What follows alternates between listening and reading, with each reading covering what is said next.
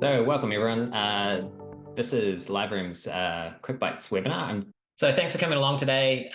You'll notice something a little bit different about today. I'm hosting it, not Kat. So for those people, it's the first time you've attended a QuickBites webinar. This is LiveRem's short and impactful 30-minute lunch and learn style webinars. Basically, it's a chance for you guys to get a little bit of in-depth information about what we do and what our data is, as well as hearing about different HR leaders in the market today. And for you guys that don't know us, or for the people that don't know us out there, LiveRem gives leaders confidence in pay conversations through real-time automated salary data.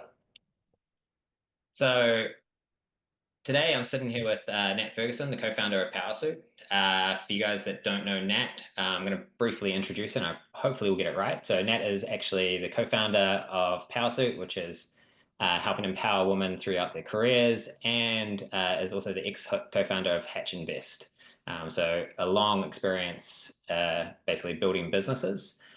To introduce myself, for those who don't know me, I'm Jonathan Morgan. I am the co-founder and CTO of LiveRem. My background is actually in IT, leading tech teams, everything from eRoad. I was a CTO at Way Beyond, ran the engineering teams at the Warehouse Group. I'm not a gender pay gap expert, but I am a person that likes to read a lot of research, and I do happen to have access to a lot of data now. I also have a 9-year-old daughter, and so I have I would say, an interest in this area. I've actually had an interest for a number of years now, but again, I don't spend my life doing this. And so I guess before we get started, Nat, maybe you can introduce yourself and give a bit about what you do. Absolutely. And also, side note, thank you for saying that you haven't always thought about it and that you've got this 9-year-old, because I think that's really important for these conversations to go, yeah, we didn't all grow up in the same experience. So it's actually fine to come to this a little bit later. So thank you everyone for joining. I feel like, I don't know, for a bit of background for me, I'll just give a bit of an overview of what PowrSuit does. We call ourselves a career accelerator because our goal very early on was to close the gender leadership gap, which actually has a massive impact on the gender pay gap as well. But really, the way we do that is instead of top-down change, we equip women with the tools and connections to navigate a workforce that was designed before women really participated in it. We are the first couple of generations to be visible at every level, and that means some of the challenges we face are unique, and there's really nothing out there for the rest of us. Once you get to senior leadership positions, there's often a lot of support around, but for the rest of us on the way up, we sort of end up feeling like we have to deal with it on our own. So we teach great fundamental skills, self-leadership skills, but with a slant to what women need to consider, the unique stuff we consider. Cool. So I guess before we get started, I would just like to actually pop up a question for everyone to answer that's here today. And so our question is, how big is the gender pay gap at your organization? I can't vote. You can't answer that. Actually, I don't know how many staff you've got and whether you do have a gender pay gap. It's probably an interesting question in itself. Okay, So so far, it's today women. we're actually going to do a little bit differently. So normally Kat interviews the person that we're talking to, but with today, we're actually going to do it more of a conversation and ask questions back and forth. Okay, the answers have come up and most people actually don't know. That's quite interesting. And yeah, one has a low gender pay gap of below 5 and one is above 25 plus. That's quite interesting in itself. Cool. So I guess to start off with, I'm going to let Nat kick it off and just be nice. I guess Yeah, I like this. I feel like what we're trying to role model today is that we actually can just have these conversations that you can go back and forth. We may not have all the answers, but we actually need to start talking about it, even if it is a little bit complicated and we don't have all the answers. So I'm going to start with one that probably feels kind of obvious, but I actually don't think it is. What is the gender pay gap? Yeah, it's actually an interesting question because it's one that we have a lot when we talk to people, because most people kind of say that they don't have a gender pay gap. And so the gender pay gap in itself is just a simple calculation, which is normally the median male salary minus the median female salary divided by the median male. So what is the overall difference between what you're paying men and women in your organization? The common confusion is comparing it with pay parity, which is if you look at, say, a role by role comparison. So a woman and a man doing the same role, is there any differentiation between it? And so if you hear someone talking about that they've got a zero gender pay gap when they compare role by role, they're actually talking about pay parity. Pay parity is an interesting one in itself. I think it's a legal requirement. I looked it up and I think it was 1978. And I happen to actually see that there is pay parity payments actually in some of our result pay customers. So it is something that people end up having to pay back. It is something that you can be sued for or get a personal grievance for if you don't have it. So it is kind of that minimum standard. And one of the things I was thinking about is like, yes, it is the minimum standard, but over my career, it's also something that I've never sit in an exec team and had anyone go, actually, do we have pay parity problems? So it's probably something that's still worthwhile looking at. When we look at our data, so what the media talks about, what the government talks about is the overall gender pay gap in New Zealand is about 9–10%. In our data, it's actually about 18%. So quite often when they talk about the gender pay gap in New Zealand, they're talking about the government data or the openly reported data. If you look at certain organizations, and we've talked to other benchmarking people in New Zealand, and theirs is actually even above that 20% mark. That was actually a real light bulb to me when you explained that the other day. And this is the case with any data, right? It depends on the sources. And I think when we see those big headlines, and that I think New Zealand sits about 9% in those big headlines, of course, most organizations don't know their gender pay gap, don't record it. So of course that's not going to be included in the results. So I think that's something that's really, really interesting to see, that what we think it is and what it actually is two different things. I have a quick follow-up for you, which is also a big one. But why should men care about the gender pay gap? Yeah, I guess it's an interesting one. And I guess like the first thing is I would probably say it's not about men caring, it's about everyone caring. Like people should care about it. And I was thinking about how to, you know, interpret this. And like when I look at this, I think there's three clear viewpoints that I see in the market today. And the first one is one that, like, when I was discussing this with a bunch of other males working in leadership positions, it's caused by the pregnancy penalty, I think is the name that they sometimes call it by. So women go and have kids, and so yeah, they earn less. There's actually a McKinsey study was put out ages ago, which they said 80% of the gender pay gap is caused by the pregnancy penalty. Now, I think it's kind of a bit of simplification, that viewpoint, when it comes down to it. It's not to say that that's statistically wrong, but it doesn't kind of talk to you about why like it happens. Now, the next viewpoint is the one that, if you took a really like harsh view on it, we shouldn't be calling it the gender pay gap. We should actually just be saying we pay women X amount less than men, because that's pretty much what it is. In our organization, we're paying women less than men. And that's not fair. And when you start to look at that, like Colonel Wealth, one of the KiwiSaver funds out there, they released a media release where they talked about the KiwiSaver contributions. And at every single age bracket, women contributed less than men. And, if I look at our data, we see the exact same thing. At every single age bracket, women earn less than men. And so if I'm sitting there and I actually sat down with my 9-year-old daughter this morning over breakfast, and I tried to have a discussion about the gender pay gap with a 9-year-old, it's probably a bit of a weird one to do. And I just asked her the question of, do you think women should be paid less than men? And the simple answer for her point of view is no, that's not fair.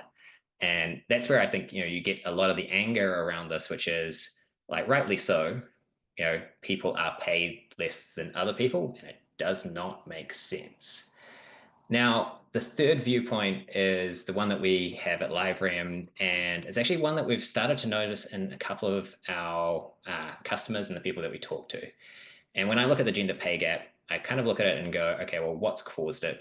What's driving this? And you're going to get three areas that I drive it into. One is women in leadership roles seems to be missing. That's something that Nat's working on with her business. But, women take pregnancy leave, or for whatever reason, they do not get promoted into these leadership roles. Leadership roles are paid more. And so therefore, you get a gender pay gap. The other one is there is certain roles that actually have pay parity issues. Now, if I look across our data set, it's not every role. If I'm going to call out a couple of them, and this is actually depressing for me because one is senior developers. Actually, male senior developers are getting paid overall more than female senior developers, and senior accountants. both of them male-dominated industries. And the final reason that we see is actually there's certain jobs that females seem to be doing and males seem to be doing, and the ones that males do in each organization get paid more than females.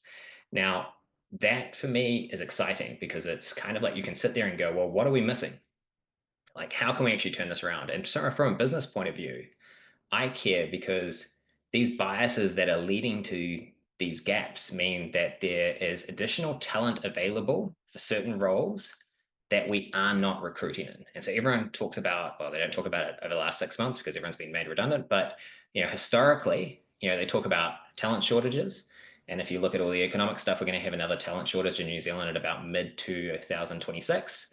And if I want to be successful in business, I want to basically be able to recruit the top talent. I want to recruit the best person for the job. And that doesn't mean the person that looks like everyone else that's done the job before. If I look at senior developers, there is no reason why women are worse than men or men are better than women. There's actually a study from 2016 where GitHub checked the reviews or code reviews, and they found out that women are more likely to have their code reviews go straight through without any comments than men. But they put a bit of an asterisk in it. It was a really interesting asterisk because they said when the gender of the developer is not known. So when another developer knew it was a woman, then there was a lot of comments. But when it was unknown, the code was taken at face value and sent through.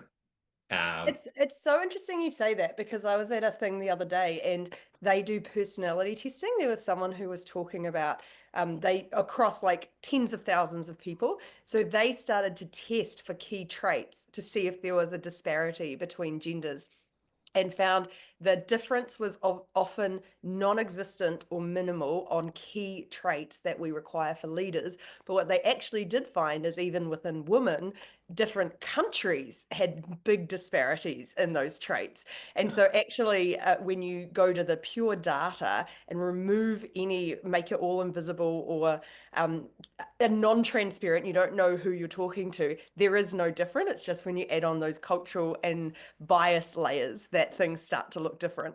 Yeah. So I guess like to turn that question around, like, why do you think it's important then? I think it's important because I like that you say rather than calling it a gender pay gap, we should say we're paying women less. I actually almost think of it as a gender opportunity gap because overall, like you say, there's a bunch of stuff. That whole simplistic view of women taking breaks for having children, all of the things around that, the biases around that, the fact that we say, even without thinking, oh, maybe I won't promote her just yet because she might leave in a couple of years and go and have children, or now she's back. I hear this all the time. Now she's back. Let's give her sort of under the really nice phrasing and good intentions. Let's make sure she doesn't have to travel too much because she's got children now. So that cuts off from opportunities. So I think the opportunity gap makes it really important because, like what you say, we end up with, and Warren Buffett's actually said it really well as well. Look how far the world has come, and we've only done it utilizing half the population. So this gender opportunity gap is a huge opportunity for the world. And I think if you go to different industries, you can start to see it. And I think there's two examples that I think make this really important. One is you see it in Japan, and actually I spoke to someone in Korea the other day, and it's the same thing. Women stop having babies when it presents an opportunity gap for us. So there are countries around the world now that are starting to experience the very real economic impacts of not having the same level of opportunities for women, and that is that their economic growth is slowing down and or stopping. So I think that from an economic point of view, seeing that this other half of the population are incredibly important to drive growth. Amazing. The second thing about it is on an individual company level. And this is where I think it can be really hard for leaders because it's often a dotted line rather than a solid line to performance. But I was at a conference a while ago, and the morning session, there was two options. One was AI, a talk about AI, and the other one was a talk about how to embrace more women in finance. And that meant as customer base. So, for anyone who doesn't know, in the financial world, obviously 50% of the population is women, but we are actually the biggest beneficiaries of the greatest wealth transfer that's ever happened, which is happening right now. Women also outlive their partners a lot of the time, statistically. And the vast majority of women, when their partner passes away, will change their financial advisor within a very short amount of time because they haven't been served. So, for this industry, right now, there is this very pressing need to bring more women into the industry and to optimize what their offering is to bring in 50% of their potential customer base. And what I found in this conference, where they had the opportunity to go and figure out 50% of their customer base or talk about AI, all the women came into the talk about how to get more women in finance, and all the men. And I mean all the men. Like, we had one in the room went in to listen to AI. And I just feel like there is such a blind spot about women as an opportunity, both for economic growth for within your company, but also part of the reason for that is we also represent half the buying power in the world and control 85% of global spending. So, as a growth of your company potential, women, again, a huge opportunity. And the way we can go about doing that is by closing some of these opportunity gaps. Cool. And so, like, if we take the workplace directly, how does it affect the dynamics in the workplace? Like, as a male, it's actually something I did not think about probably up until about 6 years ago. Like, all throughout my career, it's just something I never even thought about. But like, in terms of a female working, through the corporate world and things like that, how does it actually affect the dynamics in the workplace? I reckon we have to break it down into those two different things. Pay parity, as in not being paid the same for the same job. I don't know how many women you know, but I have countless examples of friends and power suitors who have found out that they are being paid less to do the same job. And the most shocking example was about, I want to say, even 4 years ago, where a friend of mine found a new job. She gave up in the end, she left, and found a job with a $20,000 pay rise. And when her manager found out, they turned up with a very ceremonial envelope, slipped it to her, and offered her a $5,000 pay rise, which was still beneath what the men in her role were being paid, and $15,000 less than what she'd been offered. And that pay parity thing just showcases women leave, and they leave quietly. We had the phenomenon of quiet quitting, that idea of just walking out and no one ever knowing why. And we still at PowrSuit see it all the time, that women are actively looking to leave their roles. And they're not going to turn around and say it's because of X, Y, and Z. They're out. So I think it's a huge blind spot on that pay parity thing. So it's really important to get that right and to address it, because there is a movement and it's happening around the world to bring out pay transparency. So people are finding out more and more that they're not being paid the same. From the pay gap point of view, again, I call it the opportunity gap, because what we find over decades of research is diversity wins. Diverse teams outperform on virtually every business measure. And that is things like innovation, productivity, retention, bottom line metrics that actually lead to better organizational performance. Yet there's this crazy disconnect there where organizations still treat diversity as a nice to have, or, and I think we're going to get onto this soon, that promoting diversity means dropping your standards or taking a step down. So, like, embracing the second half of the population means that we, for some reason, means that we have less opportunity, or that we're just giving them those roles because they are a woman, rather than there may be a chance that they actually are the best person for the job. So I think that bias and those discrepancies lead to, well, I suppose conflict, gender conflict, because it is a very fraught subject, but also underperforming companies and women leaving. So before I continue with my side of it, I'd love to know from you, what are some realistic, and you have taken some fabulous actions. We've talked before about this. I'd love to know, what are just some realistic, pragmatic, everyday things that men can do to address pay gaps in your own teams? Yeah, I guess, like, when I look at that, from my personal view, there was one statement that kind of triggered me to do more action than what I'd done previously. And it kind of goes back to that us or them attitude that some people have around this sort of topic. And I think the statement was privilege isn't the absence of hardship. Because a lot of people, when they start to think about, gender pay gap or them basically getting in a role as a male and some woman being interviewed because they're a woman versus, actually being good at the job or anything like that, they start to think about this sort of thing of there's an advantage and stuff like that. And so, like, everyone who's in a senior management position's worked really hard to get to that point, but that doesn't mean that you don't have some privileges.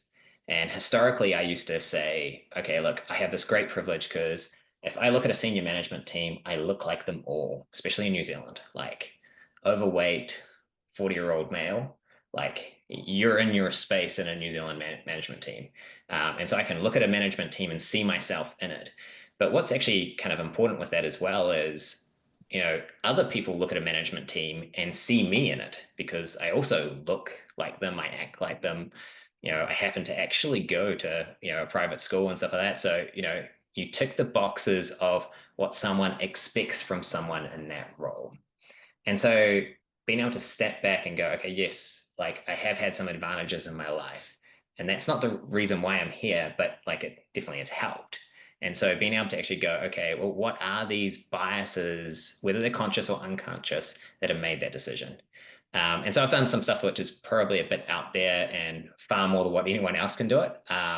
So at the last company I worked at, I read quite a lot of research around it. And one of the researchers was if you interview like one woman and three men for a role, there's a 90% chance you're going to choose the man. So even though there's a 25% chance, like you'd think because of essentially, the ratio of it, it's actually 90% chance you're going to choose a man in that situation. If you switch it around for females, it's the same. And so what we did is we actually, looked at it from the point of view of, okay, well, what are the biases that we have? What simple things can we do? And we started off by literally just going, looking at our interview questions and writing down what the interview questions were that everyone should ask for every candidate and standardize that. Because what we noticed is people were asking different questions. And then the next bit was to even just go, okay, well, what's the right answer? And it might sound really stupid, but I was talking to an HR person last week, and she's like, well, the whole CV process is stuffed because, I look at it and my bias is I want to see achievements. That's what I want to see. Do not bother showing your hobbies. I've worked with people who are like, there must be no gaps on that CV. They've changed too many jobs. They've had 2 years at each job. I'd never be hired, by the way, if that was the case. But everyone's got their own biases when you look at this stuff. So actually sitting down and going, what do we actually need for this role? What do they need to be able to do? How do I ask questions for it? Now, when I was at Way Beyond, we literally interviewed equal male and females for every role. And the most eye-opening part of that was like we actually hired a lot of people who had really shit CVs. And I do mean this, like some of the CVs were terrible, but there was predominantly female CVs coming through for testers. So we actually favored and put a couple of extra males in the interview process who I looked at and I went, oh, well, we'll see how they go. And we actually ended up hiring some of those males. So we ended up, with the developers, sometimes interviewing every female that applied because there were so few. The weird bit is when we did standardized testing and standardized interviewing, we ended up with a balanced workforce. We had 50% females in engineering and 50% males. And in each role, there was 50-50 because actually, it was more about our CV process and our interview process was driving some of the behaviors that resulted in the workforce that we have. So it actually, and this is when I go back to the diversity thing, having a diverse management team doesn't make you successful, I don't think. What I think is having a hiring process that enables a diverse management team enables you to get better talent. And I think that's the bit that everyone kind of forgets is you should look at your processes in your organization and go, okay, well, how do they, help us to get a diverse workforce? And to give you an idea of like some of the questions that we removed, one person in the organization had a question which was, which is better, Marvel or DC, as one of the cultural questions. And when I was doing the interview training, And I was like, you can't ask that because, like, what's the correct answer for starters? And there wasn't a correct answer. She just wanted to know that she could have a conversation with comics about the person. And then I'm like, I'm hiring a developer from Vietnam who has never grown up with this stuff. So it didn't affect the gender diversity, but it actually did affect our cultural diversity from that point of view. It limited down people to, you know, a role that they didn't fit. Yeah, it's so interesting because I wouldn't know how to answer that either. But I'm just going to post in the chat for everyone if they're interested. Harvard has done this implicit bias test. And I think I love that as an action of just recognizing all of us have unconscious bias. And it is by default ingrained in everything we do, and it's not our fault. Our brains have to cater to millions of different inputs to them every second. So we've created these shortcuts to help us actually get anything done in the day. But when it comes to stuff like this, that's why we have to sort of counteract some of the stuff that we naturally put into place. Before we move on to the next thing, we got asked a question, as are females less inclined to negotiate salaries? Can I say, and I've read some research on this, there is a gender gap in negotiating salaries, but actually it is that men negotiate less. From the research I've seen, it's about 44 to 54% of people negotiate. We say like, great, cool, like there is no gap there. But what it actually does mean is that 50% of the population overall is not negotiating. So it's something that we should all get better at. However, I think to your point, Jonathan, like I feel like in an ideal world, you don't get paid for how well you negotiate, you get paid for how well you do the job. So I think that's a little bit broken in the recruitment process as well. But while we live under it, and if you are not in a position to influence it, then absolutely equip yourself with some negotiation tools. And a lot of that stuff, we have a bunch of stuff in PowrSuit. I think Kristen might be listening. Feel free to post some stuff on some of our content, but preparation is key there. Yeah, and I And think like if you go back to that gender gap between negotiation, in my experience, women negotiate way more than men. And I think the biggest reason is if you look at a lot of workforces, they're male dominated.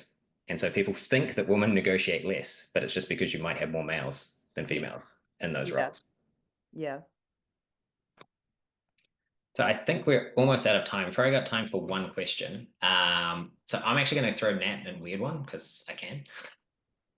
So we did discuss it earlier, but so in your like I would say history and like knowledge of this area. So if we're talking about biases, both unconscious and conscious bias, what are your thoughts on that? Like, does it matter whether it's conscious or unconscious? And I guess what would you prefer, like, or is there a preference, or does it matter? Yes, it does matter because unconscious bias you can't challenge or change, whereas conscious bias you can actually do something about. So, what you just articulated in your hiring process is identifying and tackling all the unconscious biases that were built in. So, having that conscious awareness of it gave you the power to change it. And I see this all the time. Hiring is just one example. We have like we've done a bunch of talks around things like executive presence and gravitas, and executive presence is something that a lot of women particularly get told they don't have. What is executive presence? How do you measure it? How do you point to it? It is a series of traits that we have come to expect based on Roman times and what it looked like. So we have these labels that are undefined, and that leaves, and I loved this quote someone said once, that was when you have gaps in knowledge, and you leave room for imagination, and that's where bias slips in. So really just identifying it gives you the power to change it. And I think it also helps us remove this conversation from us versus them into all of us have biases. Let's get curious about what they are, and then let's come up with really clever ways together to tackle them. And that can be as easy, like you've gone to some really cool actions, but we at our last startup Hatch, we had everyone being interviewed by at least 5 people from very different backgrounds with very different perspectives. And it was amazing how much bias we found in that process. purely by one of us would interview and go, they're great. And the next person would go, oh, you missed this whole big thing, or vice versa. So there's some really simple ways to do it just by actually bringing diversity into the decision-making process. And I think to your point about it's not diversity that wins, it's diverse hiring processes. I would also, or hiring processes that give you the best people for the job. I would also say it's also not diversity that wins, it's diversity of voices in the room. So it's not enough to just have a big mix of people. They all have to actually have the power to contribute to the conversation and decision making. So yeah, no, absolutely. Do you think there's a difference between unconscious and conscious bias? Yeah, so like I see a lot of people use unconscious bias as like uh, it's not so bad because they didn't know they were doing it. My preference is actually conscious bias. Like if someone has a opinion that I think is blatantly wrong, it's great to know it so you can discuss it with them. Whereas a lot of the other stuff just flies under the radar. So it happens without us knowing. And so it Oh, really does make it hard to implement change. And so I think we're actually a minute over. So thank you for your time today, Nat. And thanks for everyone for coming along. If you don't want to hear about LiveRem, I think there's going to be a question popping up a little bit later. But yeah, great to have you along. And there will be a recording of this posted up online afterwards. thanks Thanks. everyone. Bye. Bye.